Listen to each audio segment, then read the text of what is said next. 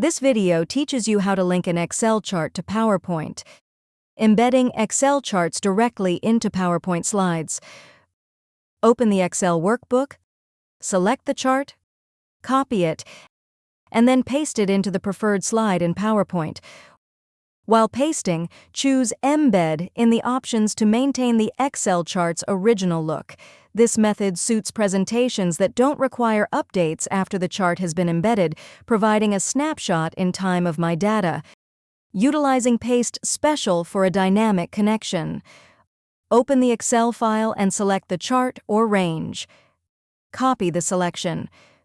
Switch over to PowerPoint and navigate to the slide where the chart is needed.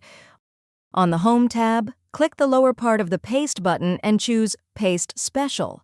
In the dialog box, select Paste Link to create a dynamic connection. This method keeps the data in PowerPoint updated with Excel, thereby ensuring the presentation remains current up to the last minute. However, remember that since the chart is linked, the Excel file must be accessible and unaltered for the link to work properly during the presentation. A PowerPoint presentation with linked charts prompts you to update the links to ensure it is showing the latest data. If ever you need to update links manually, here's how to do it.